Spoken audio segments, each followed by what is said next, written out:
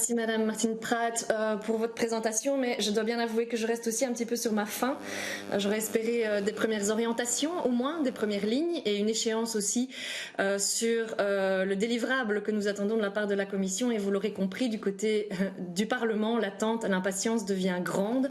Si on veut renforcer l'adhésion à la politique commerciale européenne, notamment de la part des citoyens, je pense qu'il est grand temps de l'aligner sur le pacte vert européen, sur le Green Deal, et de faire en sorte que notre politique commerciale, nos investissements à l'étranger ne contribuent plus à l'exploitation humaine et des ressources. Et c'est bien là l'objectif, me semble-t-il, de cette révision des chapitres de développement durable de nos accords commerciaux. On a des outils, les outils sont là. Les études d'impact de durabilité en constituent un. Je pense qu'ils devraient être davantage utilisés, éviter qu'ils arrivent à la fin des négociations, inclure l'ensemble des dimensions environnementales et sociales de ces études d'impact et les appliquer au cas par cas sur le terrain également. Je pense que des leçons sont à tirer avec l'accord du Mercosur. L'étude d'impact est venue après les négociations.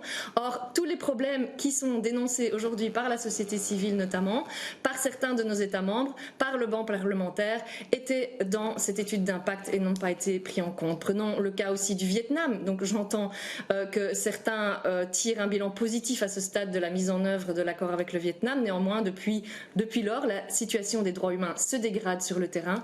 C'est un élément sur lequel la Commission a décidé de fermer les yeux. Et donc, c'est là le problème. Si vous voulez renforcer l'adhésion de notre groupe et l'adhésion citoyenne à notre politique commerciale, il est grand temps d'en changer.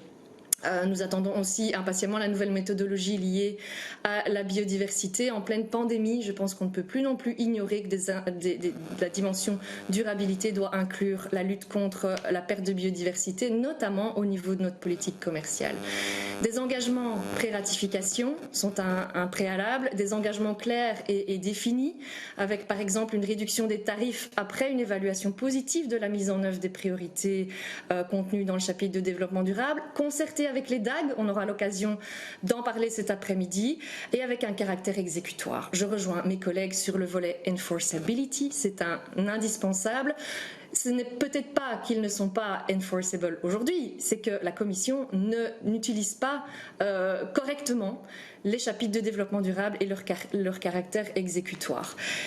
Et enfin, vous l'avez dit vous-même, la durabilité est un aspect transversal. C'est une question de philosophie qui doit s'appliquer à l'ensemble de notre politique commerciale, les marchés publics, les règles d'origine et j'en passe. Donc, donnez-nous une date, s'il vous plaît, et des orientations de la Commission européenne. Merci. Merci beaucoup.